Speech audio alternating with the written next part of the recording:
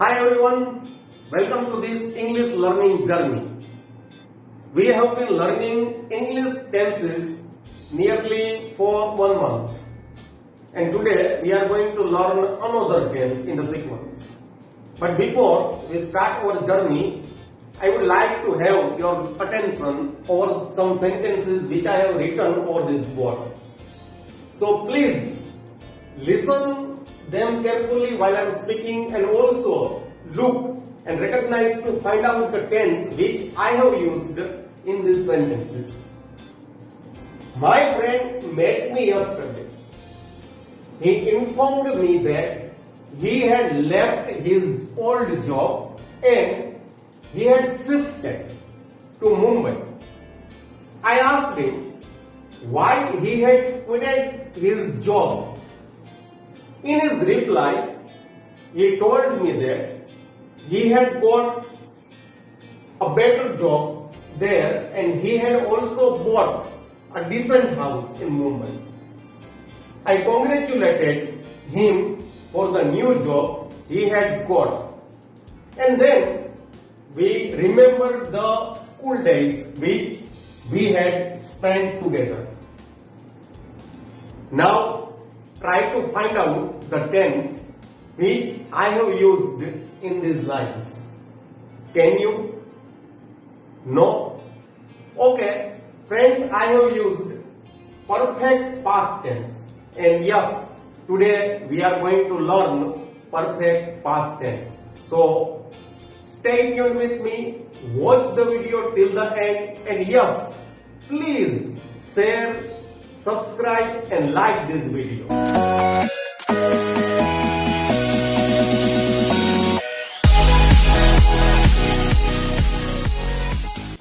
Friends, perfect tense means Purnaka. And to make perfect tense, we have a common structure in English language like this. Subject, have, V3 means past participle and other words. And we change the have according to the tense of the sentence. Here we are talking about perfect past.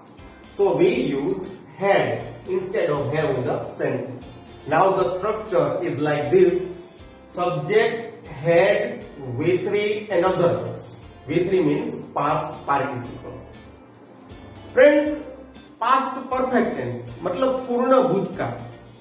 The special tense we don't use very commonly. It's an uncommon tense. ભૂતકાળની સામાન્ય ક્રિયાઓ છે, ભૂતકાળમાં જે ક્રિયા પૂર્ણ થઈ છે એવું રજૂ કરવું હોય તો મોટા ભાગે આપણે સિમ્પલ પાસ્ટ ટેન્સ નો ઉપયોગ કરીએ છીએ. પૂર્ણ ભૂતકાળ છે અમુક ચોક્કસ અમુક પર્ટિક્યુલર સિચ્યુએશન ની અંદર જ આપણે એનો યુઝ કરશું. તો ચાલો પૂર્ણ ભૂતકાળને સારી રીતે સમજવા માટે એક્ઝામ્પલ્સ ની મદદથી આપણે એને સમજીએ. Friends, past perfect tense means પૂર્ણ ભૂતકાળ, ભૂતકાળનો પણ ભૂતકાળ. It is a very special tense. We don't use in a common situation. Suppose you are talking about past tense and you want to mention something that happened before that time. In such situation we use this tense. Means આપણે ભૂતકાળમાં કોઈ ચોક્કસ સમય પહેલા કે કોઈ એક ક્રિયા બની તે પહેલા અન્ય કોઈ ક્રિયા પૂર્ણ થઈ ગઈ હતી તેવું દર્શાવવું હોય તો એના માટે આપણે પૂર્ણ ભૂતકાળ વાપરશું. ખાસ યાદ રાખજો, સામાન્ય રીતે ઇંગ્લિશ ગ્રામરના નિયમ પ્રમાણે ભૂતકાળની અંદર કોઈ એક ક્રિયા પૂર્ણ થઈ હોય તેવું દર્શાવવું હોય તો એના માટે આપણે સિમ્પલ પાસ્ટ ટેન્સ નો જ યુઝ કરશું. પણ આપણે એવું દર્શાવવા માંગતા હોઈએ કે ભૂતકાળમાં કોઈ ચોક્કસ સમય પહેલા એટલે કે ભૂતકાળની પણ પહેલા ભૂતકાળમાં કોઈ ક્રિયા બની તેની પહેલા કોઈ અન્ય ક્રિયા પૂર્ણ થઈ ગઈ હોય આવી ખાસ વાત કરવી હોય ત્યારે જ આપણે આ ટેન્સનો ઉપયોગ કરશું. તો સ્વાભાવિક છે કે આ ટેન્સમાં મોટા ભાગે બે ટેન્સનું બે વાક્યનું કોમ્બિનેશન હશે અને બે વાક્યો જે છે બે ટેન્સ જે છે એ સિમ્પલ પાસ્ટ ટેન્સ અને પરફેક્ટ પાસ્ટ ટેન્સ રહેશે. તમારે એના બે ત્રણ માળખા છે એને ન છૂટકે તૈયાર કરવા પડશે. એના માળખા કંઈક આ મુજબના છે: when, simple past and perfect past. Simple past, after અને perfect past. Perfect past, before અને સિમ્પલ પાસ્ટ. સિમ્પલ પાસ્ટ ગમે તે કનેક્ટિવ અને પરફેક્ટ પાસ્ટ, આ ચાર વાક્ય રચનાઓ છે તેને તૈયાર કરવી પડશે. જો સિમ્પલી એને યાદ રાખવી હોય તો જે ક્રમમાં પહેલી ક્રિયા બને છે, the first activity completed in the past, જે ભૂતકાળમાં પહેલી ક્રિયા પૂર્ણ થઈ છે તેના માટે આપણે પરફેક્ટ પાસ્ટ વાપરશું. અને એના પછી બનતી બીજી ક્રિયા છે એને રજૂ કરવા માટે આપણે સિમ્પલ પાસ્ટ ટેન્સ વાપરશું. એટલે પૂર્ણ ભૂતકાળ છે એને રજૂ કરવા માટે આ કોમ્બિનેશન્સ છે વધુ વપરાય છે. સામાન્ય રીતના એકાદી ક્રિયા હોય, દાખલા તરીકે હું રાજકોટ ગયો હતો, તો એક જ ક્રિયા છે, તો એને રજૂ કરવા માટે આપણે સિમ્પલ પાસ્ટ ટેન્સ જ યુઝ કરશું. Like I went to Rajkot. We can't સે આઈ હેડ ગોન ટુ રાજકોટ. એ ખોટી રચના છે.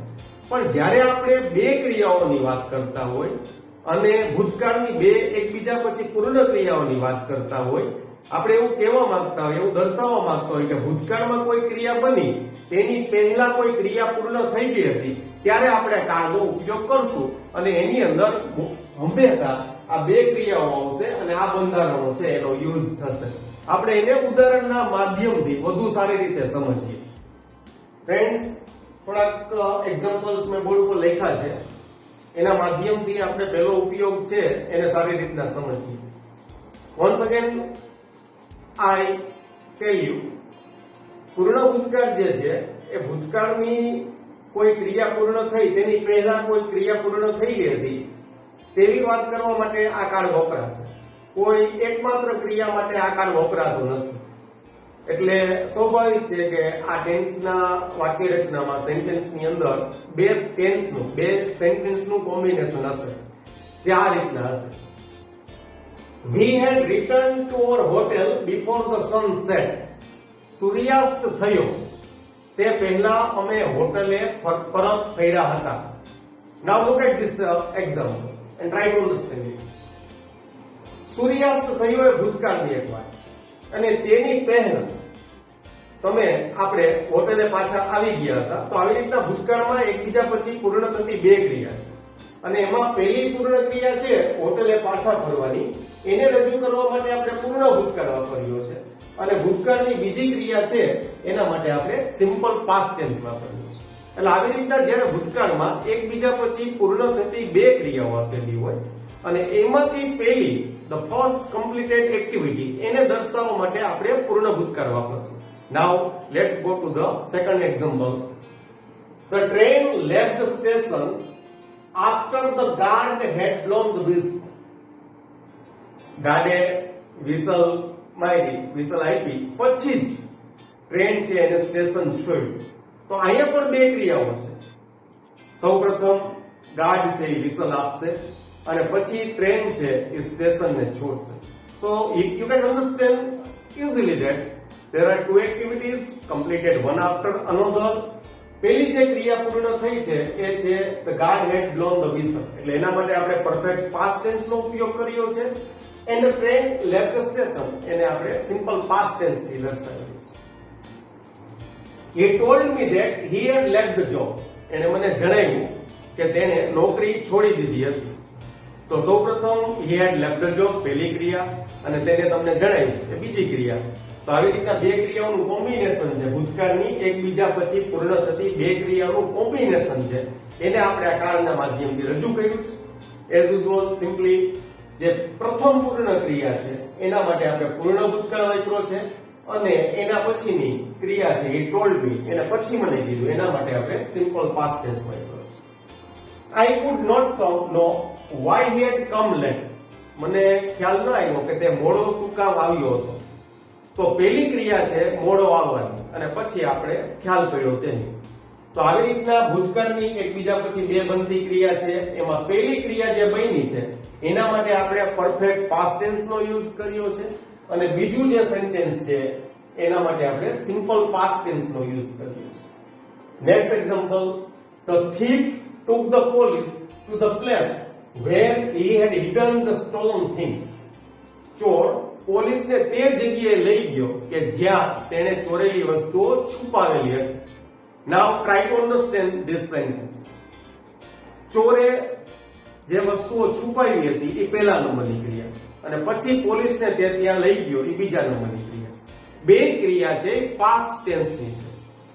બે ક્રિયાઓ આપેલી છે. એટલે પ્રથમ ક્રિયા માટે એટલે કે જે જગ્યાએ એને છુપાવ્યું હતું તે ક્રિયા માટે આપણે પાસ્ટ પરફેક્ટ ટેન્સનો યુઝ કરીએ છીએ. અને બીજી ક્રિયા એટલે કે ચોર છે પોલીસને તે જગ્યાએ લઈ ગયો એના માટે આપણે સિમ્પલ પાસ્ટ ટેન્સનો યુઝ કરીએ છીએ. The thief took the police to the place.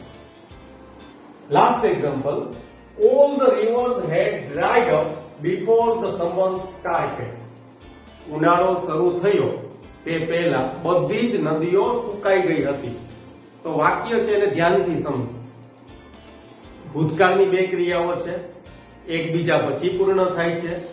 સૌપ્રથમ બધી નદીઓ સુકાઈ ગઈ હતી અને પછી ઉનાળો, the summer started, ઉનાળો શરૂ થયો.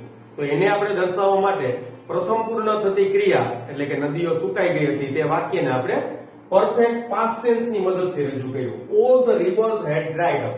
અને એના કોમ્બિનેશનમાં બીજા નંબરની ક્રિયા છે એને રજૂ કરવા માટે આપણે સિમ્પલ પાસ્ટ ટેન્સને વાપર્યો એટલે કે the summer started. તો આવી રીતના જ્યારે ભૂતકાળમાં એકબીજા પછી પૂર્ણ થતી બે ક્રિયાઓની વાત કરવી હોય તો ત્યારે આપણે પૂર્ણ ભૂતકાળ વાપરશું અને આ એક ખાસ પ્રકારનું કોમ્બિનેશનનો યુઝ કરશું.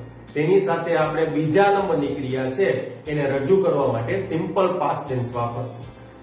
આઈ સે once again એક વખત હું પાછું જણાવીશ કે ભૂતકાળની એકમાત્ર ક્રિયા હોય સિંગલ એક્ટિવિટીઝ તો એના માટે આપણે પૂર્ણ ભૂતકાળ વાપરશું નહીં. દાખલા તરીકે આ વાક્ય જે છે એમાં આપણે એવું જણાવવું હોય કે ગયા ઉનાળામાં બધી નદીઓ સુકાઈ ગઈ હતી તો એક જ વાક્ય છે, વન સેન્ટેન્સ, સિંગલ સેન્ટેન્સ. તો આપણે એના માટે સિમ્પલ પાસ્ટ ટેન્સ નો યુઝ કરશું. Like this, all the rivers dried up in last summer. We can't say all the rivers had dried up in the last summer કારણ કે એક જ ક્રિયા છે and according to the English grammar we can't use this tense for single activity. આપણે એક કાળ માટે એક ક્રિયા માટે આ કાળ વાપરશું નહીં. હવે આપણે એના બીજા ઉપયોગ તરફ જઈએ. મિત્રો, પૂર્ણ ભૂતકાળ પાસ્ટ ટેન્સ નો એક બીજો ખાસ સ્પેશિયલ યુઝ છે. મોટાભાગે આપણે એને સ્પોકન ઇંગ્લિશમાં અને ધોરણ 12 HSC માં આપણે એનો યુઝ જોવા મળે છે. એના વિશે એક ક્વેશ્ચન પૂછાય છે. ભૂતકાળની અપરિપૂર્ણ ક્રિયાઓ કે શરત રજૂ કરવા માટે અનફુલફિલ્ડ કન્ડિશન ઓફ પાસ્ટ. તમને કદાચ ખ્યાલ હોય તો કાળની અંદર એક પેટાકાળ બને છે જેને કન્ડિશનલ ટેન્સ કહેવાય છે.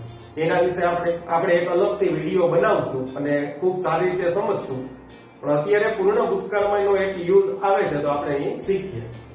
ભૂતકાળની કોઈ અપરિપૂર્ણ ક્રિયા છે, શરત છે, અમુક ક્રિયાઓ છે ભૂતકાળમાં અમુક શરતોનું પાલન નહોતું થયું એટલે અમુક ક્રિયાઓ થઈ ન હતી તો આવી અપરિપૂર્ણ શરતો છે એને રજૂ કરવા માટે થઈ અને આપણે પૂર્ણ ભૂતકાળનો યુઝ કરી શકીએ છીએ. Like this, if you had informed me I would have helped you. જો તે મને જાણ કરી હોત તો હું તને મદદ કરી શક્યો હોત, મેં તને મદદ કરી હોત. આ વાક્ય રચના જે છે એમાં if ભેગો પૂર્ણ ભૂતકાળ વાપરવાનો છે અને જે બીજું જે શરતનું પાલન નહોતું થયું, જે ક્રિયા નહોતી બની એના માટે would have plus past participle નો યુઝ થાય છે. પાછું ઉદાહરણ સમજીએ. if you had informed me I would have helped you. if you had informed me, જો તે મને જાણ કરી હોત તો એ શરત છે. I would have helped you, તો મેં તને મદદ કરી હોત, પણ ઇન્ફોર્મ કર્યું નથી એટલે મદદ આપણે કરી નથી, મતલબ અપરિપૂર્ણ ક્રિયા કે શરત. Had the doctor come in time he would have saved the patient. જો ડોક્ટર સમયસર આવ્યા હોત તો એને દર્દીને બચાવ્યો હોત. But the doctor had not come in time and the patient would have not been saved. The doctor દર્દીને બચાવ્યો નથી એટલે ભૂતકાળની અપરિપૂર્ણ શરત. If you warned me I would not have made this mistake. જો તે મને જણાવ્યું હોત તો મેં આ ભૂલ કરી ન હોત, પણ એને મને જણાવ્યું નથી અને મેં આ ભૂલ કરી છે એટલે એ ભૂતકાળની અપરિપૂર્ણ શરત કે ક્રિયા ગણાય. If he had come earlier he would have got the ticket. જો તે વહેલો આવી ગયો હોત તો તો તેને ચોક્કસ ટિકિટ મળી ગઈ હોત, પણ એ વહેલો આવ્યો નહોતો, સો એ could not get the ticket. એટલે આવી રીતના ભૂતકાળની જે પૂર્ણ ક્રિયાઓ, ભૂતકાળની જે અપરિપૂર્ણ શરતો છે, ભૂતકાળની જે અપરિપૂર્ણ ક્રિયાઓ છે, એ શરતનું પાલન નહોતું થયું, એના કારણોસર અમુક ક્રિયાઓ બની ન હતી, એવું રજૂ કરવા માટે થઈ અને પૂર્ણ ભૂતકાળ અને વુડ હેવ વાળું એક કોમ્બિનેશન છે આ નો ઉપયોગ થાય છે. ખાસ કરીને સ્પોકન ઇંગ્લિશમાં આ રચનાનો ઉપયોગ વધુ થાય છે અને 12th HSC ધોરણ 12 ની અંદર પણ આનો એક પ્રશ્ન, એક વાક્ય તમને પૂછાઈ શકે છે, જેને આપણે કન્ડિશનલ ટેન્સ કહીએ છીએ. Friends, here I complete this video, but before leaving I would like to share some information with you regarding this tense. Please remember it and try to understand it very well. Friends, પૂર્ણ ભૂતકાળ છે એક ખાસ કાળ છે. સામાન્ય સિચ્યુએશનની અંદર કોઈ ભૂતકાળની એકાદી ક્રિયા હોય તો એના માટે આપણે આ કાળનો ઉપયોગ કરતા નથી. સેકન્ડલી, જ્યારે ભૂતકાળમાં એકબીજા પછી પૂર્ણ થતી બે ક્રિયાઓની વાત કરી હોય ત્યારે આપણે આ કાળનો ઉપયોગ કરીએ છીએ. સ્પોકન ઇંગ્લિશમાં મોટાભાગે સ્પીકર્સ છે આ ટેન્સને અવોઇડ કરે છે. મોટાભાગે સિમ્પલ પાસ્ટના માધ્યમથી જ પૂર્ણ ક્રિયાઓ છે ને રજૂ કરી દે છે. પણ આપણે examination purpose as well as spoken purpose બે માટે થઈ અને આપણે કાર્ડ શીખીએ છીએ, એના કારણોસર થઈ અને મારે તમને બધા નિયમો શીખવાડવા પડ્યા. ન છૂટકે અમુક કોમ્બિનેશન્સ તમારે યાદ રાખવા પડશે, એક્ઝામિનેશન્સ ની અંદર આ કાર્ડ પૂછાય છે તેના માટે. પણ જ્યાં સુધી વાત છે કોમન ઇંગ્લિશની, જનરલ ઇંગ્લિશની, સ્પોકન લેંગ્વેજની, સ્પોકન ઇંગ્લિશની, તો એની અંદર આ કાર્ડ છે એનો બહુ જૂજ ઉપયોગ થાય છે. મોટાભાગે સ્પીકર છે એ સિમ્પલ પાસ્ટ ટેન્સ થી વાત છે એને રજૂ કરે છે.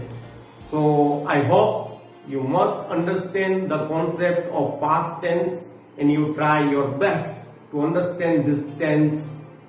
Thank you very much for watching this video, and if you find any difficulty regarding this tense, please write your comments in the comment sections. I am eagerly waiting for your comments. Thank you.